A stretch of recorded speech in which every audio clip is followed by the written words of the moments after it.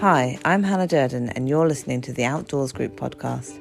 This podcast is a call to arms to get children and young people outside again. It's your one-stop shop for all things outdoor, child, young person and education related. Thanks for tuning in.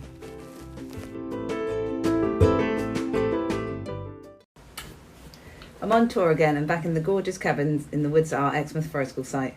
This week I'm with the occupant of said cabin, our head of Forest Schools, Nick Murphy. However, we're not here to talk about Forest School this time. Instead, we've asked him to put on his other hat and join me to chat about green woodworking, and in particular spoon carving and the mental health benefits of slow crafting. Nick's well known in the wood carving, spoon and schloid world as a renowned carver and master of his craft, and you can find him on Instagram at Murphy Spoons, where he showcases all of his beautiful spoons. So thanks for joining me, Nick. Thank you for coming to talk to me, Hannah. Let's start where all good things start, at the beginning. Can you please tell me when, how and why you got into carving? So when I started work for what is now the Outdoors Group, back then it was Exeter Forest School, when they started offering the level 3 training, it was suggested that I came along and trained up just because Tom and Chev already had their business brain on and they were thinking one day Nick can manage forest schools for us. But part of the training was to make some stuff from what you could find in the woods, and so we went foraging for wood, and I think people were generally making like tent pegs and spoons, and Tom, our wonderful director, showed me how to make a spoon. His instructions were pretty good. They were making the spoons easy. What you do is you start off with a piece of wood and you remove everything that's not a spoon. And so I spent like the best part of a day making a spoon, and I took it home and it wasn't finished, and so I felt the need to finish it. And I was just amazed at how attached I grew to my little spoon, and also how time just flew by while I was doing it, and it was just a very chilled out activity. And when was that? That was 2014, I think. Okay. And yeah, I just really enjoyed the process of it. I enjoyed starting out with kind of just a chunk of wood and slowly seeing something useful emerge. It wasn't particularly beautiful, that one that I made, but... Where is it, that first one? Annoyingly, it's at my mum and dad's house, and my dad has it still, and it's functionally, it is barely adequate in terms of something nice to look at. It's not particularly adequate, but nonetheless, it's my first spoon, and it's nice to kind of look at it every now and again and see where, like how far things have come, I suppose. Yeah.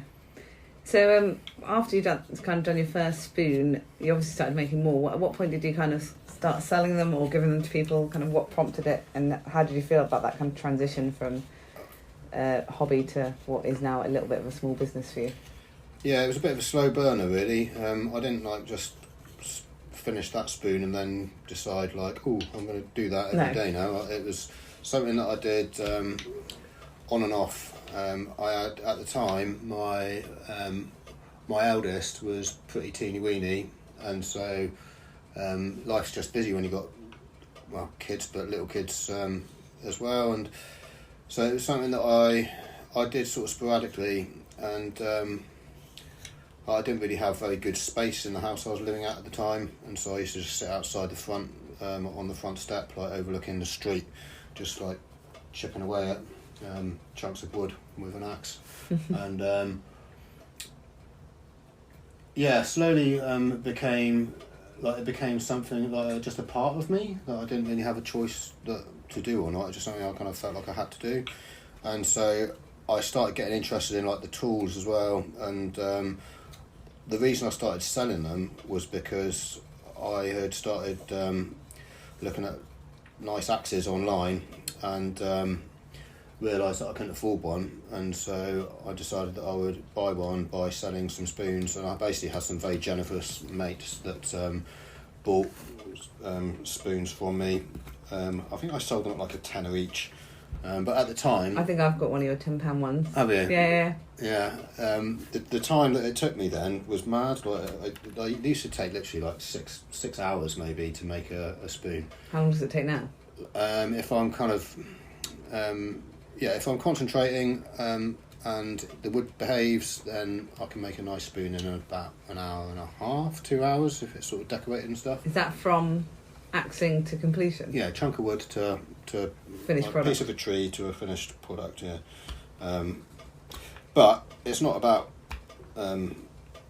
chipping them out like quickly or anything. No. It's about the process and having a nice time while you're doing it. But from selling those ones, I think I kind of got a bit of a bug for making something that people found useful. And again, I remember at the time thinking that they were really nice looking spoons as well, and your standards sort of shift as you get better. And now I sometimes look at spoons that I've sold in the past, and I sort of feel sorry for the people that own them because I want them to have a nice one. And so some of them I have like replaced with nice ones, but yeah, it just like when someone buys something that you made, it is quite humbling. Yeah. And I spent a long time worrying that the stuff I was making wasn't up to a good enough standard to sell, and I felt like a bit of a fraud. And I think like that's sometimes my mindset is a little bit imposter syndrome. Yeah. Like if so. I think that's common, right, for people starting up new businesses. I guess so. Starting to sell something that they've made. And also, like, how do you price something? It's difficult to put your time and effort and all the skills that you've learned along the way into like a spoon, but then also the tools that you need. One thing I think you've got to do is remove like your emotional attachment to whatever it is that you've carved, because you do end up getting quite attached to like these little chunks of wood, but they are just chunks of wood at the end of the day. I remember a conversation with you ages ago where you said that you'd rather people were using them than having them on display for decoration, because I bought one for a friend and they said that it was on like their mantelpiece or their shelf as a decoration. Would you rather they're being used, presumably? Yeah, I think so. Yeah, I mean, there's quite a long history of like spoon carving, and you get the things like the Welsh love spoons and that, which they're decorative, aren't they? Yeah, and that's their sole purpose, is to be decorative and to demonstrate that the people that made them can show care and attention to something. And I think the idea was that if they could spend like, I don't know, flipping 50, 60 hours making a really intricate spoon, and the care and attention that they put into that, then think of the care and attention that they could put into their wife to be. And so, like, the more decorative spoon, cheesy. I know, but I think that's how I understand it. The more decorative the spoon, then the kind of the better husband they'll be. Yeah, sort of. And so actually, when people are buying them for couples, they've kind of missed the point. Absolutely, yeah. I never thought of that. Yeah, it's me that's going to show their wife love and affection and care. But I never kept a record of who I made them for, so that doesn't work. No, I think some of them, like I generally don't do commissions anymore, because it removes some of the joy for me. Yeah. And then there's an extra pressure on meeting an expectation. Yeah. But you do get people that request like intricate. Like I do sort of coal rosing patterns. And you did loads of fossil ones for a while, didn't you? Yeah, I did, and they were a nightmare. They took so long, and annoyingly, I put the price up to discourage people from buying them, and they still sold, and I still had to make them. But I like to just make stuff, and if people want to buy it, then it's already done, it's made, and it's their choice to buy it because it's a finished thing. Yeah. And what is it about carving that brings you back time and time again? You just said a minute ago that you felt like you couldn't not do it. Like, can you put your finger on it, or not really? I can, to a point, maybe. I think people have got a lot of people have got a basic need to create stuff. It makes them feel. I think it grounds people.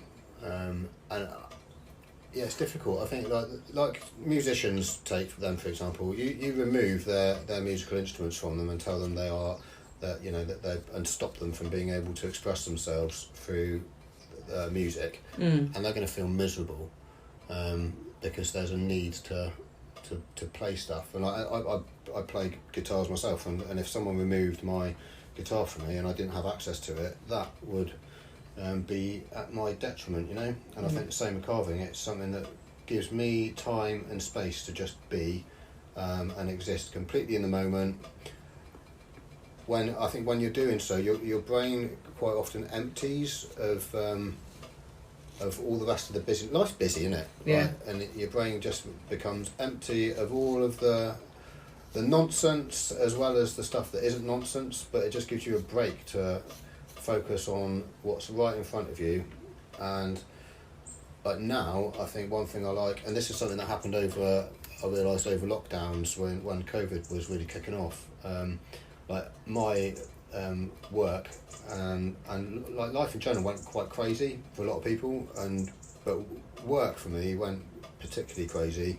Sessions weren't able to run, nothing was being started, nothing was being finished, and having the ability to lose myself in carving was really really important. At a time when nothing else was being started, finished, progressing, I was able to come home at the end of the day and start something and finish it and have something nice to show for it that I could then sell and have a benefit to me that way as well. It kind of... There was some meaning in a time where there was no meaning. Yeah. Like everything was... Yeah, but I think also, bizarrely, you need to be careful with these, like your hobbies and how you spend your time. Like, I think that I will point out now that there is a bit of a not an irony, I suppose, but in talking to me about the benefits of carving and mental health, I've had a period of time over the last sort of year, 18 months, where my mental health has not been up to where I would like it to be, and that you need to find a balance, and particularly, I think a lot of my stuff became an issue because I didn't have balance in lots of different areas of my life.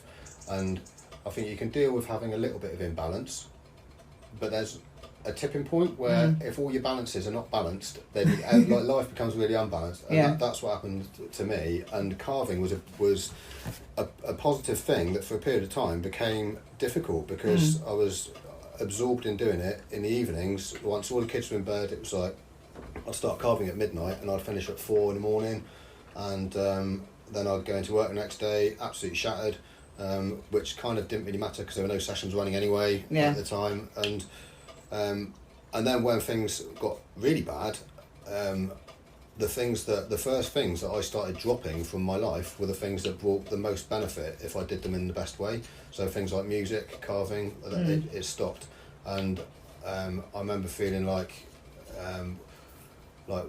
almost a bit annoyed that I was able to carve really nice spoons, but lots of other stuff was not working for me. And that sort of shifted the way that I viewed it. And in the end, started coming back to carving in a different way, like sober and in a reasonable time of the day, and it wasn't at the expense of other things that I needed. Like sleep. Yeah. And like things like walking. I'd go out walking for hours and hours and hours, and decide like I'm not going to carve today, but I'm going to do something else that benefits me. Yeah. And slowly it became sort of reintegrated into my life, and I was genuinely worried for a little while that I wasn't going to either be able to carve a spoon again. Yeah. Like if I'd sort of lost practice or whatever, or whether the enjoyment wasn't going to be there. But yeah, it always has been. And do you think now that you've kind of shifted things so that your balances are maybe getting towards a better balance, do you think that there now is mental health benefits for you from like what you're just talking about, that kind of absolutely but I think I've got what I've realised is what I didn't realise before is that people need to keep tabs on their mental health. I was always someone who just like that kind of thing. It happened to other people. Yeah, you know, like other people struggled with their mental health, and I was always just all right. I could go through difficult stuff and still be fine. It took me a long time to realise that wasn't the case, and It was all just building up. It built up. But what I've realised now is that you need to manage, like you need to manage your mental health. Yeah. And when you're feeling good, that's the best time to manage it, because you're in a position where you're able to think quite clearly and sort of logically, I suppose, about what your needs are. Yeah. And then you can, like, and it is difficult sometimes, I think, but to stand back and look at your entire lot of life and think, am I hitting all the things that I need to make me happy, like physically, mentally? You've got your family stuff, you've got your work stuff, your personal stuff. Everything needs to have a certain level of balance, and when things are unbalanced, you're not in the right position to make a good enough assessment on how things are going. And doing something like carving is a very good way of giving yourself that time to sort of not interrogate yourself, but just gently give yourself a reminder that you need this. Yeah. I think I called it earlier slow crafting, and things like spoon carving and like lots of people are getting into pottery and working with willow and knitting and all these kind of, I guess, more traditional crafts are getting picked up. What do you think it is that slow crafts offer that other pursuits don't? Like, particularly in, I guess, the world that we exist in, like, it feels like people are kind of trying to slow down, right? I think so, yeah. I think it's just, again, it's finding the balance. Like, if you've got stuff going on in your life that is busy and fast, then you need to sort of counteract that with something that isn't too demanding. Yeah. And I think I don't know what a fast craft is. What's a fast craft? Well, I was thinking about other pursuits. Yeah, that's interesting, actually, because I keep seeing the term slow crafts being knocked around, but I can't think of a fast craft. I was thinking about, like, just other hobbies, like, people might choose to do, but...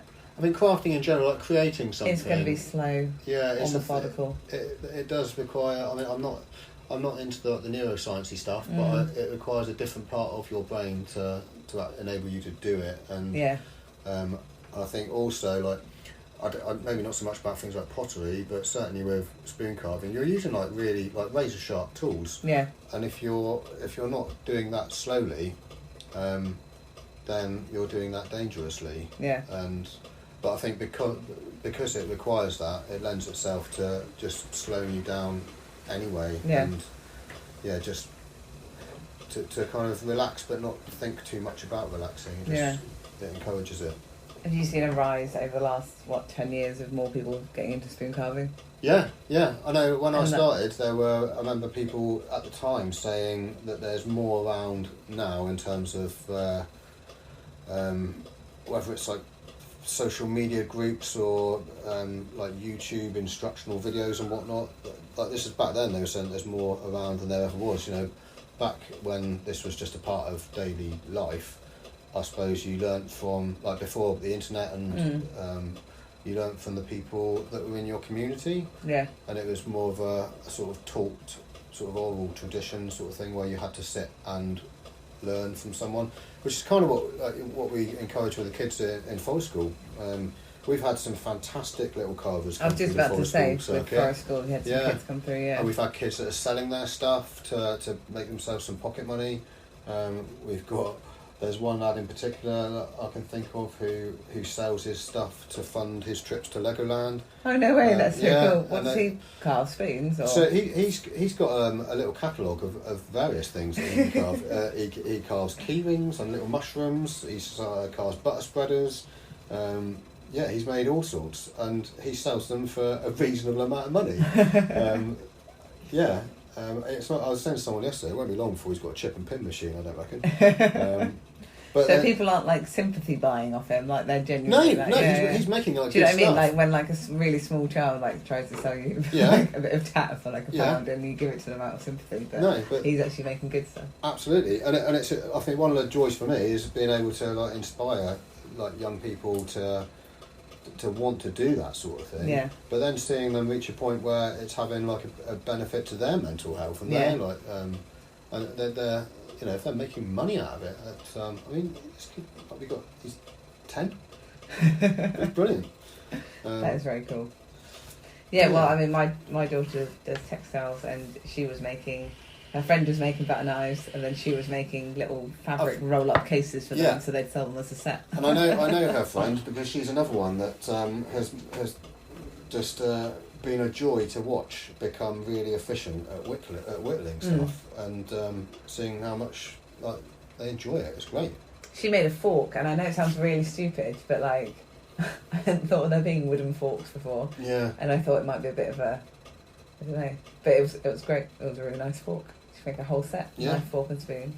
Although, I don't know, wooden forks with the prongs be at risk of breaking. No, people make them, and I don't, but you do see people making them, and Are you pretty sturdy. Pretty sturdy. Are you fairly exclusively spoons? Yeah, I am quite spoony. I remember there was a time where I was thinking about going on to other stuff, and I still am. Like, and I make I do make other things. I make like shrink pots, and I've made a few little bowls. But I'd like to move on to turning, like on a sort of pole lathe. And the reason I hadn't done it sooner was because I didn't want to stop carving spoons until I'd reached a point that I was really happy with what I'm carving.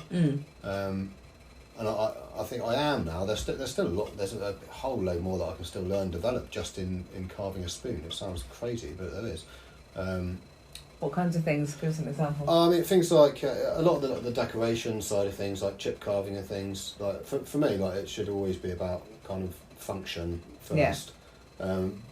But like function kind of dictates the form of it, and then once you've got a nice functional thing that's formed nicely, you can decorate it a bit. And yeah, I don't want to spend days and days decorating a spoon, but it's nice to make it each piece like its own little individual thing. Yeah. So there's things like chip carving that I'd like to get more into. There's some amazing craftsmen in like the spooning community. There's a lady who's in France who makes a traditional Breton spoon, they call it, and it's like some of them they fold up. But she chip carves a folding spoon, yeah, and it's quite an old design as well. Like it's 100 years old, and she goes for historical, like she replicates historical finds, and chip carves these spoons with crazy detail, and then fills the gaps with with wax and sort of like pewter, like metals or something. Yeah. They're works of art. You know, these things, they cost a lot of money because of the time that goes into them. They're collector's items, but they're proper stunning. I don't know if I've got the patience to do that. I don't think I have, but it's nice to put something like a twist on it. Yeah, that was a nice segue because you mentioned the community, and I was going to ask you about the community of spoon carving enthusiasts. Yeah, because obviously, like when it comes to things like this, like there's mental health benefits in the activity itself, but then like there's stuff that you get from being with like-minded people as well, right? Yeah. How did you kind of, I was about to say enter it, that sounds weird, like how did you start to connect with other people, like how do you kind of support each other? Yeah, tell me a bit about the community. Alright, so like my first experience or my first knowledge that there was a carving community, I didn't know people did this like when I first made a spoon years ago, and then I think it was Tom who said that there was a group on Facebook called Spoon Carving, Green Woodworking and Sloyd, which is like a Swedish term. I was just about to say we need to talk about what Sloyd is in a bit as well. Okay. Tell me now quickly what Sloyd is. Sloyd's a sort of ethos more than anything. It's an ethos of creating useful objects from sustainable materials. It's something that they teach a lot in Scandinavia. And but it's sort of been a kind of adopted by this, particularly like spoon carving as being a word used for carving, but it's not. It is more of an ethos. That's a podcast in itself, I think. Yeah. That someone more qualified than me needs to be involved in. Someone Danish. Yeah, preferably. Yeah. But there's people like there's quite a well-known carver who called Willy Sundqvist, who was he was a big sort of player in popularising Sloyd, and his son now carries that flame, and it really is like a part of culture that people are really proud of. But it comes down to, from my understanding of it anyway, being able to create useful objects from using sort of minimal tools, and but it's a very skilled thing to do. But yeah, the carving community. Facebook was the first place that I found there was a community of carvers, and I think at the time this group had sort of 10,000 people in it. I think now it's I don't do Facebook much anymore at all, in fact, but I think there's still like 20,000+ people on there, and it's a nice place for people to post pictures of stuff that they've created, and it serves as inspiration for those that are learning the sort of craft, as well as ways for people that are learning and making their early spoons to get a kind of critique on what they've done, and it's really constructive. Like social media can be lovely, it can also be brutal. There's this sort of, on some platforms I think, almost this permission that people give themselves to say what they want, and which they wouldn't say in person. And be audible to people, and I found this community to be lovely. They're always really encouraging, never a bad word was said, and you start to get kind of known on it. I was posting quite a lot when I was doing it. I was, at the time, making a spoon every couple of weeks or so, and you start to get the same people kind of like your stuff, and then some of them will reach out and buy some of your stuff. And I remember when that happened, thinking like, crikey, like there are people that are making stuff that want to buy my stuff. And then you start to build connections with people that you really respect, and that's something that's happened for me over the last sort of 4 or 5 years since having kind of the Instagram page. Anyway, people have moved across to see stuff on that, and something that I thought was weird before it happened to me was getting to know people online. But you really do make really positive relationships. You can do with people that have similar outlook and similar passions as you. But yeah, when the sort of some of the big guns started following my work, I was blown away by it, and again felt quite humbled, but a little bit impostery. And then when it really kicked off for me was when so get this right. There's a thing called Spoonfest, which happens in the summer up in the Peak District, and it's a big gathering of spoon carvers from across the world. I love it so much. It's amazing. Like when I first went in 2019, and I was a little bit sort of anxious about kind of being in a new space with people that you don't really know, and within minutes of being there, like I'd chatted to a few folks, and you realise that you've been following their work online, and then in turn they've been following your work online, and then you realise that you kind of actually have a good basis to build some like really good friendships, because you know enough about each other to sort of start that process. And yeah, like I felt like I'd found my people, and spent like 3-4 days up in a valley in the Peak District just carving spoons and chatting to lovely people. One thing that did crop up a lot was that there were many people that that see the benefits of carving and crafting for their mental well-being. It can be quite a solitary thing sometimes, but also like very beneficial. But like bring people together to do it, and all of a sudden people start sharing stories, people open up.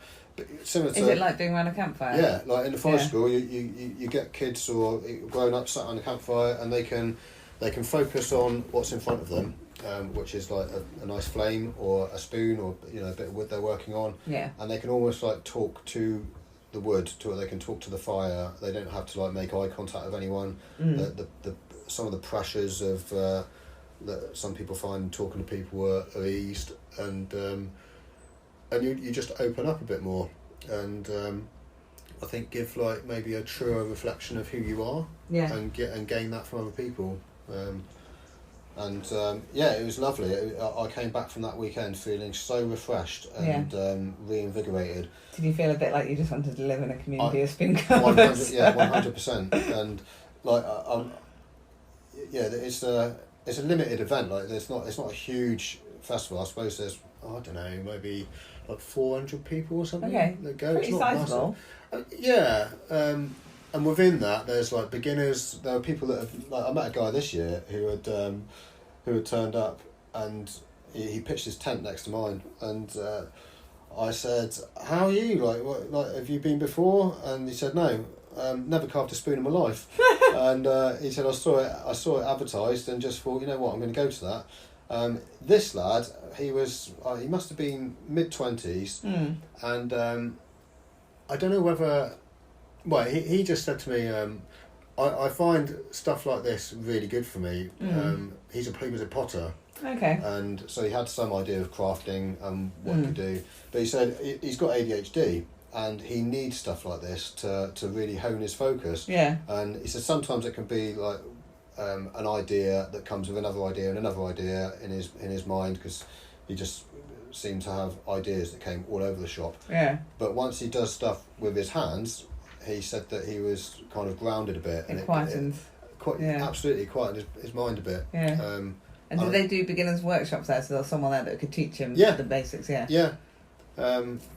It was, and by the end of the weekend, he had made himself a few spoons, but he's showing them to people there, and they're all giving him little tips, and everyone has a slightly different approach. He left a happy guy, and that's lush. Yeah, really good, isn't it? Yeah. But it's just such a welcoming community.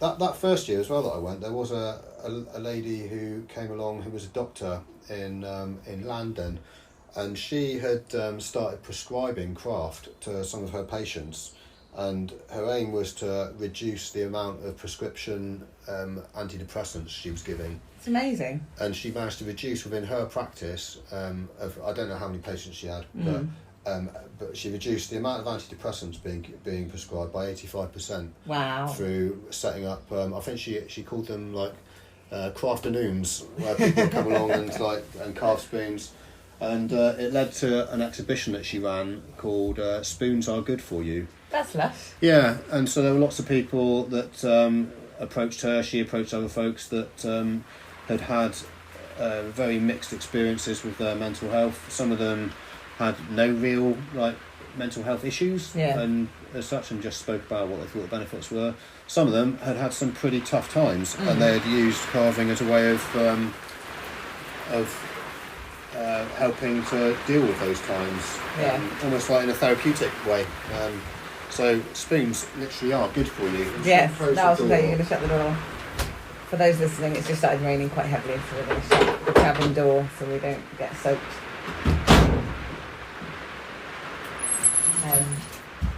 It'd be interesting to know if she ever did any more project work on that, or I think if anyone wants to look at it, Google, I think there is. Yeah, Google spoons are good for you. I wish I could remember the doctor's name.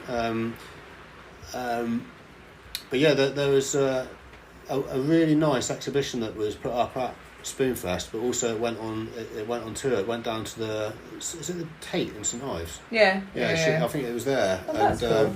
So it's probably online somewhere. Yeah, it was like banners of really lovely photos of the people that had been sort of interviewed with one of their spoons. Yeah. And I don't know if it's me just being funny or what, but you look at their faces, and they were very lovely photos of people really nicely done.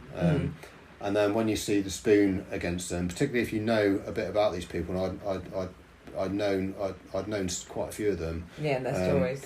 Their spoon becomes this sort of weird embodiment of them, and some of them are twisted, and some of them are a bit rough around the edges. Some of them are utterly perfect, and a real mix of people and products that all kind of became this lovely, beautiful mess. No, I love that. Yeah. That's lush. I think I've almost taken up enough of your time, but I'm going to ask you one more question before I finish off properly, which is tell me about the most interesting place one of your spoons has gone to, or a spoon that means something particularly special to you. Okay, so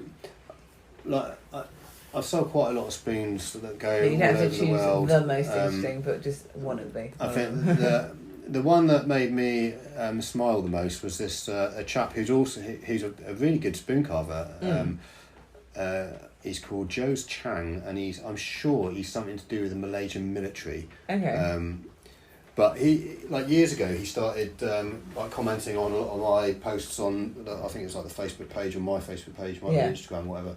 And he was clearly someone that had an interest in doing it. And I'd seen that he had started carving, so I gave him a little follow. And to watch his spoons like improve, and to see that some of the things, like the spoons that I had sold to him, had started to sort of shape in a way like what he was doing with his spoons.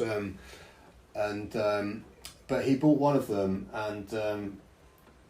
and he took it to Mount Everest. That's so cool. Yeah, and sent me a picture of my spoon up Everest with his breakfast, and it was lovely. Like, it was really nice to see a little bit of wood chipped away at like probably Exmouth Forest School, and then finished off at home. It had some like little coal rosing detail on it, and so that's a nice one. That's and also to see like now, like he in particular, he's carving some amazing stuff. Yeah. And to think that I helped in his little journey a little bit is really nice. But my favourite spoon, I don't know, like I've got a lot of spoons from other makers, some that have been like swapped, gifted, some that I've bought, and they all have something different that like if they're my spoons, I can kind of look at them sometimes and I can picture where I was in my space when I made it, or like I was feeling when I made it. If it's other people's spoons, then I kind of associate that with them as a person, and so and the same with the tools, you know, like I got some lovely tools from some tool makers that I know personally that have put their time, effort, blood, sweat and tears into making something. It becomes an extension of them, which is a lovely thing to hold and to have. And like, they're just bits of wood, but they all sort of tell a little story, which is lovely. That's nice. Are there anyone you want to shout out in particular that people should go and check out? Oh God, no! It's quite a long list. Like, too many. I think what you want to do is if people are interested in that, because I don't want to sort of single people out or leave people out. Because then you might lose them. There are some like key folks in my mind that have been really inspirational in my journey, particularly early on, and they were the folks that showed me encouragement and kindness. Some of them sent me spoons to as a gift, just as a learning tool. It's really good to get hold of someone's stuff. You can see kind of how they made it through the cuts they make. But no, if people are interested in other people that do similar and want to see some fantastic crafts people, then go to my Instagram, just look at the people that I follow, because I follow exclusively carvy types. It's not like a personal page for any other stuff. It's just woodworkers basically. And the Outdoors Group. And the Outdoors Group, of course, which they are renowned for supplying the world with marvellous craftspeople. We really are, actually. There's some really good craftspeople. There's some really good craftspeople in the company. There's folks like there's potters, we've got willow weavers, we've got artists, right? And I think those folks are often attracted to the outdoorsy stuff, aren't they? There's nothing better than like taking an axe and a knife into the middle of nowhere, and that's all you need. You need an axe and a knife. And you can then go and find a bit of wood and sit as far away from everyone as you want. And carve a spoon without lugging loads of kit. I was about to say, in terms of like accessibility, in terms of finances, like can you pick up the very basic kit? Yeah, you can. Without spending a fortune. Obviously, I know that some axes do cost a fortune. Yeah, well, it's like anything. Like, do you think there's like entry level stuff that people can? 100%. Yeah, there is. There really is. You can get really basic axes that just do a perfect job. For like, I mean, if you pick them up at junkyards and antique shops and things, you can get a decent axe for like 10, 15 quid. You need to do a bit of work sharpening it up, but for a little bit more money you can buy really good kit that's ready to go, and then you can keep spending as much as you want. And I was going to do a shout out for our friend Ali, because he works with a community group, doesn't he? So he does. He works with Go Create, isn't it? CoLabs? No. I think you're right. Co-Create. That's it, in Exeter. So Ali's he's a fantastic carver. So they do lots of entry level support, don't they? They do. And Ali runs a beginner's course out there for them. I don't know what the frequency is, but Co-Create, that's it. Yeah, really good organisation. Cool. Before I ask you my last three finishing questions, is there anything else you want to say about spoons or carving or mental health? No. No. I don't think so. I think we've covered it. We've covered it all. Lovely. All right, well, we'll just finish with the last three. Seems like a no-brainer now. We've just talked about spoons. I was going to ask, how do you relax? Carve spoons, don't I? No, carving spoons is clearly something that I do quite regularly to relax. I also do lots of walking. Somehow managed to get into sea swimming when I was in the midst of a mental breakdown. I shunned it for ages, and then I was just a desperation just said to me, like, give it a go, and now I really enjoy ditching myself in the water in the mornings, which is nice. Nice. What are you reading or listening to right now? I don't do any reading really. You can do the music then instead. Music. Yeah, I listen to a lot of music, and music while you're carving can often be like just lovely. I'm listening to all sorts. I like lots of folky stuff, lots of bluesy stuff. This morning I was carving a spoon blank before you came along, and I was listening to Billy Gibbons solo albums, Billy Gibbons from ZZ Top, and someone came along and walked past and said, "What are you doing?" I said, "I'm carving a spoon." He said, "Carving a spoon and heavy metal, that's a strange combination." But it's actually quite a good combination. But yeah, like all sorts. But yeah, music's really important to me, and to have it playing while you're carving is wonderful. But yeah, I don't really do reading. I do enough reading when I'm at work, like to satisfy my reading bug. Yeah, that's fair enough. There's not enough hours in the day There's otherwise. not. And finally, why is being outdoors important to you? Because it's better than being indoors. Being outdoors is important because this is something that we have to think about quite a lot within Forest School, and more recently we've been thinking a lot about why it works for our younger attendees, particularly neurodivergent children, and it's a very sensory rich environment that you can kind of get what you need from it when you need it. If you need like silence and peace, then you can go and find that. If you need just a little bit of noise, you can go and sit somewhere where there's lots of birds and stuff, or like water's good for it. I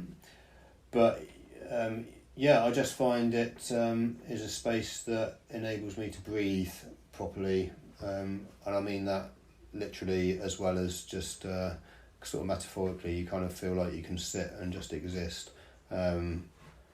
Stick me in a woodland, I'm a very happy boy. Stick me on the moors in the middle of nowhere, as far away from people as I can possibly get, and I'm really happy. But then it kind of enables me to be happier coming back into it as well. Yeah. So then you can cope with people better. Yeah, and I don't mean to sound like I struggle to cope with people, but I think everyone needs. I suppose people need different levels of it, but I know that I need my own space to enable me to be good when I'm sharing other people's space, and outdoors gives me that, I think. Lush. Awesome. Well, thanks for your time this morning. Oh, thanks for talking to me. It's been lots of fun. Yeah, it's been lovely. And we had some nice sausages as well, didn't we? Nice sausages, like that was boiled good. in a metal cup on top of the stove. That's finest cuisine. Finest cuisine, yeah. Brilliant. Awesome. Well, for now, thanks very much. Thanks very much. Bye.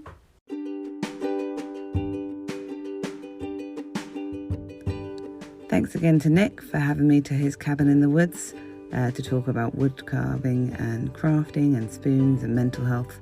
I really enjoyed the chat and hope that those of you listening did as well. And if you did, please don't forget to subscribe to the podcast, share it with your friends, like it. All these things mean that more people will find us and more people will be able to listen to what we've got to say. And that's all for now, and we'll touch base with you again in 2 weeks' time. Thanks very much.